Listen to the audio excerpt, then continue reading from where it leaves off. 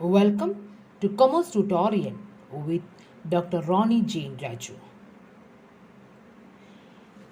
നമ്മൾ ഡിസ്കസ് ചെയ്യാൻ വേണ്ടി പോകുന്നത് കൺസിഡറേഷൻ. ഇന്ത്യൻ കോൺട്രാക്റ്റ് ആക്ടിലെ കോൺട്രാക്റ്റിനെ വാലിഡ് ആക്കുന്ന, കോൺട്രാക്റ്റിന് എൻഫോഴ്സിബിലിറ്റി കിട്ടുന്ന ഏറ്റവും പ്രധാനപ്പെട്ട ഒരു എസെൻഷ്യൽ എലമെൻ്റാണ് കൺസിഡറേഷൻ എന്ന് പറയുന്നത്. കൺസിഡറേഷൻ സിമ്പിളായിട്ട് എന്താണ് കൺസിഡറേഷൻ എന്ന് ചോദിച്ചാൽ we can say that the consideration is something in return, എന്തെങ്കിലും ഒന്ന് റിട്ടേൺ ആയിട്ട് കിട്ടുക. നമുക്കറിയാം കോൺട്രാക്ട് ആക്ടിൻ്റെ സെക്ഷൻ 10 വ്യക്തമായിട്ട് പറയുന്നുണ്ട്, consideration is a one which is required for giving enforceability to an agreement. That means if an agreement is made without consideration and that agreement is completely void. അല്ലേ, എല്ലാ എഗ്രിമെൻറ്റുകൾക്കും എന്ത് വേണം? ആ എഗ്രിമെൻറ്റുകൾ കോൺട്രാക്റ്റ് ആകണമെങ്കിൽ അവിടെ enforceability വേണം. ഈ എൻഫോഴ്സിബിലിറ്റി എങ്ങനെയാണ് വരുന്നത്? എൻഫോഴ്സിബിലിറ്റി വേണമെങ്കിൽ കോൺട്രാക്റ്റിൻ്റെ എസെൻഷ്യൽ എലമെൻറ്റുകളെല്ലാം ഫുൾഫിൽ ചെയ്യണം. അങ്ങനെയെങ്കിൽ ഒരു കോൺട്രാക്റ്റിനെ സംബന്ധിച്ചിടത്തോളം അവിടുത്തെ ഏറ്റവും ഇമ്പോർട്ടൻ്റ് ആയിട്ടുള്ള എസെൻഷ്യൽ എലമെൻ്റ് എന്ന് പറയുന്നത് കൺസിഡറേഷനാണ്. So consideration simply means something in return. See, the agreement which must be supported by some consideration in order to become a contract. Because the consideration is considered, because of that, the consideration is considered as a backbone of all promises. If a particular promise is made without a consideration, then we can call it just like a bare promise. We can call that promise as nudum pactum in the Latin word. ഏത് കോൺട്രാക്റ്റിനും consideration വേണം. Consideration എന്ന് പറയുന്നത് consideration എന്ന് പറയുന്നത് എല്ലാ പ്രോമിസസിൻ്റെ back bone ആണ്. Consideration എന്ന് പറയുന്നത് എല്ലാ പ്രോമിസസിൻ്റെ ബാക്ക് ബോൺ ആണ്. ഒരു കൺസിഡറേഷൻ ഇല്ലാത്ത പ്രോമിസ് എന്ന് പറയുന്നത് if a promise is not made without if a promise is made without consideration, അതൊരു വേറെ പ്രോമിസ് മാത്രമായി നിൽക്കത്തേ ഉള്ളൂ. അതൊരിക്കലും ഒരു കോൺട്രാക്റ്റായി മാറത്തില്ല. അത്തരം കൺസിഡറേഷൻ ഇല്ലാത്ത പ്രോമിസിന് നമ്മൾ വിളിക്കുന്ന പേരാണ്, ഇറ്റാലിയൻ മീൻസ് ലാറ്റിൻ വേർഡായ nudum pactum. That means agreement without consideration. See, and if an agreement wants to get enforceability, ഒരു എഗ്രിമെൻറ്റിന് നിയമസാധ്യത കിട്ടണമെങ്കിൽ ആ എഗ്രിമെൻറ്റിന് എന്തുണ്ടായിരിക്കണം? കൺസിഡറേഷൻ ഉണ്ടായിരിക്കണം. The consideration means something in return. Something in return. That means when a party agrees to or when a party agrees to do something, then he must also get something in return for his performance. ഒരു വ്യക്തി എന്തെങ്കിലും ഒരു കാര്യം ചെയ്യാമെന്ന് പറയുകയാണെങ്കിൽ ആ വ്യക്തിക്ക് എന്ത് കിട്ടിയിരിക്കണം? എന്തോ ഒരു കൺസിഡറേഷനായിട്ട് എന്തെങ്കിലും കിട്ടിയിരിക്കണം. So this is what consideration എന്ന് പറയുന്നത്. ഇപ്പോൾ എ എന്ന് പറഞ്ഞ വ്യക്തി ബിയോട് പറയുകയാണ്, ഞാൻ നിൻ്റെ വീട് നിനക്ക് നൽകാം, 2 ലക്ഷം രൂപയ്ക്ക് നൽകാമെന്ന് പറയുന്നു. അതെന്ന് പറയുന്നത് എ 2 ലക്ഷം രൂപ ഞാൻ എൻ്റെ വീട് 2 ലക്ഷം രൂപയ്ക്ക് നിനക്ക് തരാം. അപ്പോൾ എയ്ക്ക് എന്താ കിട്ടുന്നത്? 2 ലാക്ക്. ബിക്ക് എന്താ കിട്ടുന്നത്? വീട്. അപ്പോൾ 2 പേർക്ക് എന്തോ ഒരു കാര്യം സംതിങ് റിട്ടേൺ ആയിട്ട് കിട്ടി. എയ്ക്ക് വീടും കിട്ടി, ബിയെ സംബന്ധിച്ചിടത്തോളം എയ്ക്ക് വീടും കിട്ടി, ബിയെ സംബന്ധിച്ചിടത്തോളം ക്യാഷും കിട്ടി. അല്ലെങ്കിൽ 2 പേർക്കും കൊണ്ട് ഒരാൾക്ക് വീടും കിട്ടി, ഒരാൾക്ക് ക്യാഷും കിട്ടി. അതുകൊണ്ടാണ് പറയുന്നത് എന്തുണ്ടായിരിക്കണം?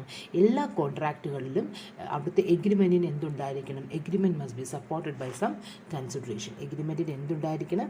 കൺസിഡറേഷൻ നിർബന്ധമായിട്ട് തന്നെ ഉണ്ടായിരിക്കണം.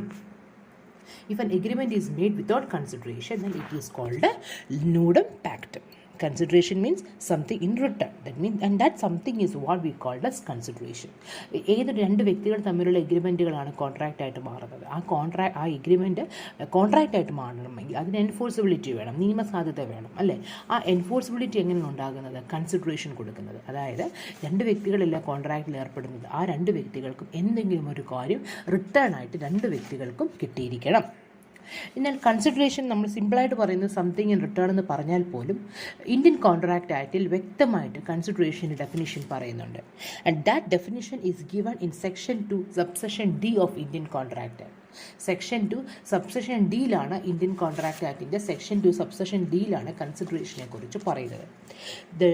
കൺസിഡറേഷൻ എന്ന് പറയുന്നത് ഡെഫിനിഷൻ എന്ന് പറയുന്നത് when at the desire of the promiser, promisee or any other person. When at the desire of the promiser, promisee or any other person has done or abstained from doing or promises to do or to abstain from doing something such act abstinence or promise is called consideration. When at the desire of the promiser, പ്രോമിസറിൻ്റെ ആഗ്രഹപ്രകാരം, when at the desire of the പ്രോമിസറിൻ്റെ ആഗ്രഹപ്രകാരം പ്രോമിസിയോ മറ്റാരെങ്കിലുമോ, when at the desire of the promisee or any other person, when at the desire of the promisee or any other person എന്ത് ചെയ്തു, has done, എന്തൊരു പ്രവൃത്തി ചെയ്തു, ഓർ അബ്സ്റ്റെയിൻഡ് ഫ്രം ഡൂയിങ്, ചെയ്യാതിരുന്നു, അല്ലെങ്കിൽ എന്ത് ചെയ്തു, or promises to do or abstain from doing, എന്തൊരു കാര്യം ചെയ്യാമെന്നോ ചെയ്യാതിരിക്കാമെന്നോ പ്രോമിസ് നൽകി, എങ്ങനെയെങ്കിൽ ആ കാര്യം ഫ്രം ഡൂയിങ് സംതിങ്, എന്തൊരു കാര്യം, അങ്ങനെയെങ്കിൽ ആ പറഞ്ഞ കാര്യം, such an act abstinence is called consideration. That means when at the desire of the promisee or any other person has done or abstained from doing or promises to do or to abstain from doing, in that case such an act, abstinence or promise is called consideration. പ്രോമിസറിൻ്റെ ആഗ്രഹപ്രകാരം പ്രോമിസിയോ മറ്റാരെങ്കിലുമോ എന്തെങ്കിലും ഒരു കാര്യം ചെയ്യാമെന്നോ അല്ലെങ്കിൽ ചെയ്യാതിരിക്കാമെന്നോ, അല്ലെങ്കിൽ ഒരു കാര്യം ചെയ്യാമെന്നോ ചെയ്യാതിരിക്കാമെന്നോ കൊടുക്കുന്ന പ്രോമിസ് ഫ്രം ഡൂയിങ്, അങ്ങനെയെങ്കിൽ ആ ഒരു പ്രവൃത്തി അല്ലെങ്കിൽ ആ ഒരു ചെയ്യാതിരിക്കുന്ന പ്രവൃത്തി അല്ലെങ്കിൽ ആ കൊടുക്കുന്ന പ്രോമിസിന് പറയുന്ന പേരാണ് എന്ത്, കൺസിഡറേഷൻ എന്ന് പറയുന്നത്. Consideration means something in return. The term consideration is use in the sense that quid pro quo എന്നാണ് പറയുന്ന പേര്, something in return. That means it is a price for which the promiser of other is bought. രണ്ട് വ്യക്തികൾ തമ്മിലുള്ള പ്രോമിസറിന് കൊടുക്കുന്ന വിലയാണ് ഇതെന്ന് പറയുന്നത് കൺസിഡറേഷൻ എന്ന് പറയുന്നത്. That means if A purchased a motor car from B for rupees 15,000, the payment of rupees 15,000 by A is a consideration of B's act and the motor car is a consideration of A's act. A ഒരു motor car ബിയുടെ കയ്യിൽ നിന്ന് മേടിച്ചിട്ടുണ്ടെങ്കിൽ 15,000 എന്ന് പറയുന്നത് 15,000 കിട്ടിയെന്ന് പറയുന്ന ഒരാളുടെ കൺസിഡറേഷനും കാറെന്ന് പറയുന്നത് മറ്റൊരാളുടെ കൺസിഡറേഷനുമായിട്ട് മാറുന്നു. The next is, this is about consideration. Now we are going to discuss about what are the essentials of a consideration. നമ്മൾ പറയുന്നു കൺസിഡറേഷൻ നിർബന്ധമായിട്ട് വേണം, കോൺട്രാക്റ്റ് ആകണമെങ്കിൽ there must be some consideration. പക്ഷേ എന്തെങ്കിലും കൊടുത്താൽ അത് കൺസിഡറേഷൻ ആവത്തില്ല. കൺസിഡറേഷൻ ആകണമെങ്കിൽ, ഇന്ത്യൻ കോൺട്രാക്റ്റ് ആക്ടിന് പരിധിയിൽ നിൽക്കുന്ന കൺസിഡറേഷൻ ആകണമെങ്കിൽ there should be some essentials. ചില എസെൻഷ്യൽസുകളുണ്ട്. ആ എസെൻഷ്യൽസ് ഫുൾഫിൽ ചെയ്തിട്ടുണ്ടെങ്കിൽ മാത്രമേ അത് എന്തായി മാറത്തുള്ളൂ, കൺസിഡറേഷനായിട്ട് മാറത്തുള്ളൂ. ഒന്നാമത്തേത്, the consideration must move at the desire of the promiser. The consideration must move at the desire of the promiser. നമുക്കറിയാം ഒരു കോൺട്രാക്റ്റിൽ പ്രോമിസർ ഉണ്ട്, പ്രോമിസി ഉണ്ട്, അല്ലേ? The promisor under a contract has promises something to do. Promise ചെയ്തതോ പ്രവർത്തിക്ക് അയാളെന്തോ തിരിച്ച് അയാളെന്തോ something to do എന്ന് ചെയ്യാമെന്ന് അയാൾ എഗ്രി ചെയ്യുന്നു. അപ്പോൾ അത് ആ പ്രോമിസർ ചെയ്യുന്ന പ്രവൃത്തി അല്ലെങ്കിൽ അങ്ങനെയെങ്കിൽ it is essential that the promise ചെയ്ത് തിരിച്ചു കൊടുക്കുന്ന കാര്യം ആരുടെ ആഗ്രഹപ്രകാരമുള്ള കാര്യം തന്നെ ആയിരിക്കണം, പ്രോമിസറിൻ്റെ ഡിസയർ പ്രകാരമുള്ള ആഗ്രഹപ്രകാരമുള്ള കാര്യമായിരിക്കണം. അപ്പോൾ പ്രോമിസർ എന്തോ ഒരു കാര്യം ചെയ്യാമെന്ന് ആരോട് പറയുന്നു, പ്രോമിസിയോട് പറയുന്നു. പ്രോമിസി കൊടുക്കാൻ വേണ്ടി പോകുന്ന ആ ഒരു പ്രവൃത്തിക്ക് കൊടുക്കാൻ വേണ്ടി പോകുന്ന consideration must move at the desire of the promiser. ഈ ഡിസയർ എന്ന് പറയുന്ന വാക്ക് ആഗ്രഹം ഒന്നെങ്കിൽ എക്സ്പ്രസ് ആയിട്ട് പറയാം അല്ലെങ്കിൽ ഇംപ്ലൈഡ് ആയിട്ട് പറയാം. അതായത് പ്രോമിസർ എന്തോ ഒരു കാര്യം, പ്രോമിസി രണ്ട് വ്യക്തികളുണ്ട്. അപ്പോൾ പ്രോമിസർ എന്ത് ചെയ്യുന്നു, പ്രോമിസിക്ക് എന്തോ ഒരു കാര്യം ചെയ്തു കൊടുക്കുന്നു. പ്രോമിസർ ചെയ്തു കൊടുക്കുമ്പോൾ പ്രോമിസി എന്ത് എടുക്കണം, തിരിച്ച് അയാൾക്ക് എന്തെങ്കിലും കൺസിഡറേഷൻ കൊടുക്കണ്ടായോ? അത് ആരുടെ ഇഷ്ടപ്രകാരമുള്ള, അയാൾക്ക് തോന്നുന്നതല്ല, പ്രോമിസിക്ക് തോന്നുന്നതല്ല, പ്രോമിസറിൻ്റെ ഡിസയർ പ്രകാരമുള്ള കൺസിഡറേഷൻ വേണം കൊടുക്കാൻ. മനസ്സിലാവുന്നുണ്ടോ ഞാൻ പറയുന്നത്? പ്രോമിസർ എന്തോ ഒരു കാര്യം പ്രോമിസ് ചെയ്യുന്നു. ആ പ്രോമിസ് എന്തൊരു കാര്യം ചെയ്യാമെന്ന് പ്രോമിസ് ചെയ്യുന്നത് എന്തിന് റിട്ടേൺ ആയിട്ടുള്ളത്, the promisor under a contract promises something to the promisee in return of the latter act. അതായത് പ്രോമിസിയുടെ ആ പ്രവൃത്തിക്ക് ഉപകാരമായിട്ട് പ്രോമിസർ എന്തെങ്കിലും ചെയ്യുന്നുവെങ്കിൽ ആ കൊടുക്കുന്ന കാര്യം എന്ന് പറയുന്നത് must move at the desire of the promisor. പ്രോമിസറിൻ്റെ ഡിസയർ പ്രകാരമുള്ള കാര്യം ആയിരിക്കണം. This is about the first essential element. Consideration must move at the desire of the promiser. Consideration എപ്പോഴും എന്തായിരിക്കണം, പ്രോമിസറിൻ്റെ ആഗ്രഹപ്രകാരമുള്ള കാര്യം വേണം എന്ത് കൊടുക്കാൻ, കൺസിഡറേഷനായിട്ട് കൊടുക്കാൻ. രണ്ടാമതായിട്ട് consideration may move from promisee or any other person. Consideration ആരിൽ നിന്നൊക്കെ കിട്ടാം, പ്രോമിസിയുടെ കയ്യിൽ നിന്നും കിട്ടാം, അല്ലെങ്കിൽ മറ്റാരുടെയെങ്കിലും കയ്യിൽ നിന്നാണെങ്കിലും കിട്ടും. അപ്പം the consideration can proceed from the promisee or any other person on behalf of the promisee.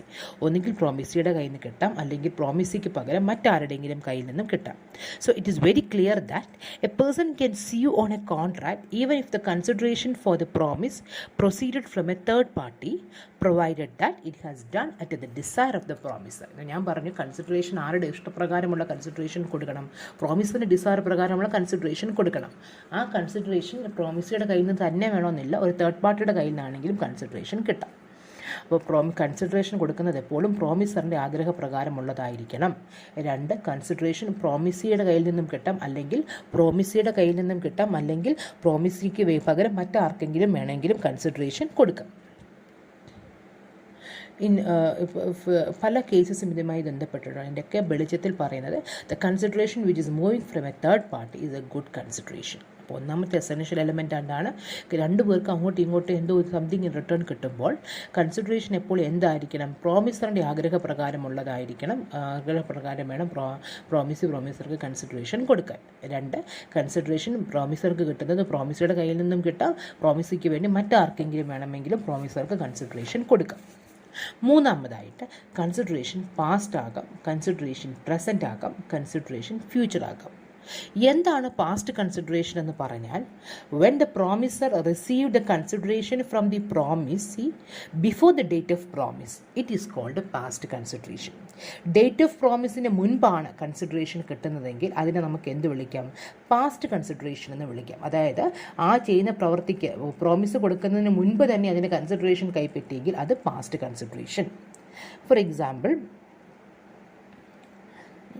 രണ്ട് വ്യക്തികൾ തമ്മിൽ എന്തോ ഒരു കാര്യം ചെയ്യാമെന്ന് എഗ്രി ചെയ്ത ദിവസം 17-ാം തീയതി എന്ന് വിചാരിക്കുക. പക്ഷേ 15-ാം തീയതി ആ ചെയ്യാൻ വേണ്ടി പോകുന്ന പ്രവർത്തിക്ക് കൺസിഡറേഷൻ കിട്ടിയെങ്കിൽ അത് ഏത് കൺസിഡറേഷനാണ്, പാസ്റ്റ് കൺസിഡറേഷനാണ്. ഇനി പ്രോമിസ് ചെയ്ത അന്ന് തന്നെയാണ്, ഡേറ്റ് ഓഫ് പ്രോമിസിൻ്റെ അന്ന് തന്നെ കൺസിഡറേഷൻ കിട്ടിയെങ്കിൽ അത് പ്രസൻറ്റ് കൺസിഡറേഷൻ അല്ലെങ്കിൽ എക്സിക്യൂട്ടഡ് കൺസിഡറേഷൻ.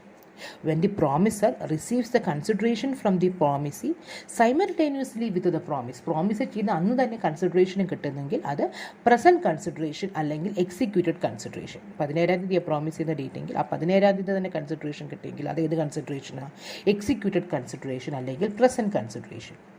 ഫ്യൂച്ചറിലൊരു ദിവസമാണ് നമുക്ക് കൺസിഡറേഷൻ കിട്ടുന്നതെങ്കിൽ, when the promiser has received the consideration in a future date, അതായത് പ്രോമിസ് ചെയ്തതിന് ശേഷമാണ് നമുക്ക് കൺസിഡറേഷൻ കിട്ടുന്നതെങ്കിൽ it is called future consideration or executory consideration. 17-ാം തീയതിയാണ് നമ്മൾ പ്രോമിസ് കൊടുക്കുന്നത്, കൺസിഡറേഷൻ കിട്ടുന്നത് 20-ാം തീയതി ആണെങ്കിൽ അതിനെ എന്ത് വിളിക്കാം, future consideration.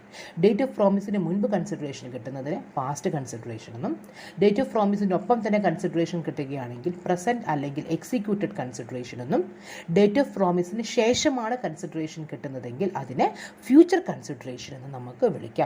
These are the different types of consideration: present consideration, past consideration, future consideration. അപ്പോൾ എസെൻഷ്യൽ എലിമെൻറ്റ്സ് ഏതൊക്കെയാണ്? ഒന്ന്, consideration must move at the desire of the promisor. രണ്ട്, കൺസിഡറേഷൻ എന്തൊക്കെയാകാം, consideration must be move from പ്രോമിസറുടെ കയ്യിൽ നിന്നും കിട്ടാം, അല്ലെങ്കിൽ പ്രോമിസിക്ക് വേണ്ടി മറ്റൊരാൾക്ക് വേണമെങ്കിലും കൺസിഡറേഷൻ കൊടുക്കാം. മൂന്നാമത്തേത് കൺസിഡറേഷൻ പാസ്റ്റും പ്രസൻറ്റും ഫ്യൂച്ചറാണ്. നാലാമത്തേത് കൺസിഡറേഷൻ എന്താകണമെന്ന് നിർബന്ധമില്ല, ആഡിക്വേറ്റ് ആകണമെന്ന് നിർബന്ധമില്ല. ഇപ്പം 5 കോടി രൂപയുടെ ഒരു വീട് നമ്മൾ വിൽക്കാൻ വേണ്ടി പോവുകയാണ്. ആ കേസിൽ നമുക്ക് കൺസിഡറേഷനായിട്ട് കിട്ടിയത് 1 ലക്ഷം രൂപയുള്ളതെന്ന് വിചാരിക്കുക. പക്ഷേ അവിടെ എന്തുണ്ട്, കൺസിഡറേഷൻ ഉണ്ട്. പക്ഷേ കൺസിഡറേഷൻ എന്താണ്, സഫീഷ്യൻ്റ് അല്ല. 5 കോടിയുടെ വീട് നമ്മൾ വിൽക്കുന്നത്, പക്ഷെ നമുക്ക് എത്ര കിട്ടുന്നുള്ളൂ, 1 ലക്ഷം രൂപയെ കിട്ടുന്നുള്ളൂ. അവിടെ കൺസിഡറേഷൻ ഉണ്ടോ എന്ന് ചോദിച്ചാൽ കൺസിഡറേഷൻ ഉണ്ട്. പക്ഷേ കൺസിഡറേഷൻ ആഡിക്വേറ്റ് ആണോ, അല്ല. 5 കോടിയുടെ വീടിന് 5 കോടി കിട്ടണം, പക്ഷേ ഇവിടെ എത്ര നമുക്ക് കിട്ടുന്നുള്ളൂ, 1 ലക്ഷമേ കിട്ടുന്നുള്ളൂ. അവിടെ ആഡിക്വേറ്റ് അല്ല. എങ്കിൽ പോലും അത് നിർബന്ധമില്ല, അത് വാലിഡ് കൺസിഡറേഷനായിട്ട് മാറും. നീഡ് നോട്ട് ബി ആഡിക്വേറ്റ് ആകണമെന്ന് നിർബന്ധമില്ല. The consideration need not be adequate. What is required that there should be some consideration. അവിടെ കൺസിഡറേഷൻ വേണമെന്ന് മാത്രമേ ഉള്ളൂ. ആ കൺസിഡറേഷൻ കറക്റ്റ് ആകണമെന്നൊന്നും നിർബന്ധമില്ല. The adequacy of the parties to decide of the parties to decide at the time of making the agreement. അതായത് ആഡിക്വൻസി എന്ന് പറയുന്ന വാക്ക് അവർ തമ്മിലുള്ള ഒരു ഡിസിഷൻ ബേസിൽ ഉൾത്തെരിഞ്ഞു വരുന്നതാണ്. അത് ആഡിക്വേറ്റ് ആകണമെന്ന് നിർബന്ധമില്ല, കൺസിഡറേഷൻ വേണമെന്നുള്ള കാര്യം മാത്രമേ ഉള്ളൂ. That means the laws, it's provided that the contract must be supported by some consideration, but law is not insisting upon the quantum of consideration. Even a small money, even a 1 rupee amount will also considered as a consideration. കേട്ടോ, 1 രൂപ ആയാലും consideration വേണമെന്നേ ഉള്ളൂ. പക്ഷേ consideration ആ പറഞ്ഞ കൈമാറ്റം ചെയ്യുന്ന അസറ്റിന് adequate ആകണമെന്ന് നിർബന്ധമില്ല. അപ്പോൾ ഏതൊക്കെയാണ് എസെൻഷ്യൽ എലമെൻറ്റ്? ഒന്ന്, consideration must move at the desire of the promisor. പ്രോമിസറിൻ്റെ ആഗ്രഹപ്രകാരം വേണം കൺസിഡറേഷൻ കിട്ടാൻ. പിന്നെ കൺസിഡറേഷൻ പ്രോമിസിയുടെ കയ്യിൽ നിന്നും പ്രോമിസിക്ക് വേണ്ടി മറ്റാർക്ക് വേണമെങ്കിലും കൺസിഡറേഷൻ തരാം. 3, കൺസിഡറേഷൻ പാസ്റ്റ് ആക്കാം, കൺസിഡറേഷൻ പ്രസൻറ്റ് ആക്കാം, കൺസിഡറേഷൻ ഫ്യൂച്ചർ ആക്കാം. മൂന്നാമത്തത്, കൺസിഡറേഷൻ എന്തല്ല ആഡിക്വേറ്റ് ആകണമെന്ന് നിർബന്ധമില്ല. അടുത്തത്, consideration must be real and not illusory. Consideration എന്താണ്? റിയൽ ആകണം, അത് ഇലൂസറി ആകാൻ പാടില്ല. അതായത് എന്താ കാര്യം എന്ന് ചോദിച്ചാൽ, അതായത് കൺസിഡറേഷൻ റിയൽ ആയിരിക്കണം, അല്ലെങ്കിൽ അത് ഇലൂസറി ആകാൻ പാടില്ല. അങ്ങനെ ചോദിക്കുവാണെങ്കിൽ ഒരു കൺസിഡറേഷൻ അൺറിയൽ ആണ്, അല്ലെങ്കിൽ കൺസിഡറേഷൻ ഇലൂസറി ആണെന്ന് നമ്മൾ എപ്പോഴാണ് പറയുന്നതെന്ന് ചോദിച്ചാൽ, the act forming the consideration is legally or physically impossible. നമ്മൾ ഏത് കാര്യം ചെയ്യാനാണോ കൺസിഡറേഷൻ കൊടുക്കുന്നത്, ആ പറയുന്ന കാര്യങ്ങൾ ഇമ്പോസിബിളായിട്ടുള്ള ഒരു കാര്യമാണെങ്കിൽ ആ കൺസിഡറേഷൻ എന്താകത്തില്ല? റിയൽ ആകത്തില്ല. 2, ദ കൺസിഡറേഷൻ ഈസ് അൺസർട്ടൻ ആയ കാര്യമാണെങ്കിൽ അതെന്തായി മാറത്തില്ല? കൺസിഡറേഷൻ റിയൽ ആകത്തില്ല. അല്ലെങ്കിൽ നമ്മൾ ഏതൊരു കാര്യം ചെയ്യാമെന്ന് പറയുന്നു, ആ കാര്യം നിലവിൽ ആ കാര്യമുണ്ട്, പക്ഷേ നിലവിൽ അവർ ശരിക്കും but it seems to be ഉണ്ടെന്ന് നമുക്ക് തോന്നും, പക്ഷേ യഥാർത്ഥത്തിൽ ഇല്ലാത്തൊരു കാര്യത്തിനാണ് നമ്മൾ കൺസിഡറേഷൻ കൊടുക്കുന്നതെങ്കിൽ അതൊരിക്കലും ഒരു വാലിഡ് കൺസിഡറേഷനായിട്ട് മാറത്തില്ല. ഫോർ എക്സാമ്പിൾ പറയുകയാണെങ്കിൽ ബിക്ക് ഒരു 1000 രൂപ കൊടുക്കാമെന്ന് പറയുന്നു. കൺസിഡറേഷനായിട്ട് ബി ഒരു വലിയൊരു മൗണ്ടൻ മാറ്റി വെക്കണം പറ്റുന്ന കാര്യമാണോ? അല്ല. അതാണ് പറയുന്നത്, the act forming consideration is impossible. Or ഇപ്പോൾ ഒരു വർക്ക് കൊടുക്കുന്നു, കൺസിഡറേഷൻ സർട്ടേൺ അല്ലാത്തൊരു കാര്യം, consideration if a consideration certain അല്ലാത്തൊരു കാര്യമാണ് പറയുന്നത്, അല്ലെങ്കിൽ എന്തോ ഒരു കാര്യം തെറ്റായ ഒരു കാര്യം അല്ലെങ്കിൽ ഇല്ലാത്തൊരു കാര്യത്തെ ആണ് കൺസിഡറേഷനായിട്ട് നമ്മൾ പറയുന്നതെങ്കിൽ അത്തരം കൺസിഡറേഷനൊക്കെ എന്തായിട്ട് ഇസ് കൺസിഡർഡ് ആസ് അൺറിയൽ. അപ്പോൾ കൺസിഡറേഷൻ വാലിഡ് ആകണമെങ്കിൽ consideration must be real and not illusory. അപ്പോൾ ഇതൊക്കെയാണ് കൺസിഡറേഷൻ്റെ essential. And the last essential is consideration must be lawful. Consideration എന്തായിരിക്കണം? ലോഫുൾ ആയിരിക്കണം. കൺസിഡറേഷൻ എപ്പോഴാണ് ലോഫുൾ ആകുന്നതെന്ന് ചോദിച്ചാൽ, അത് അൺലോഫുൾ അല്ലാതിരിക്കുമ്പോൾ. എപ്പോഴാണ് അൺലോഫുൾ ആകുന്നതെന്ന് ചോദിച്ചാൽ, when it is forbidden by law.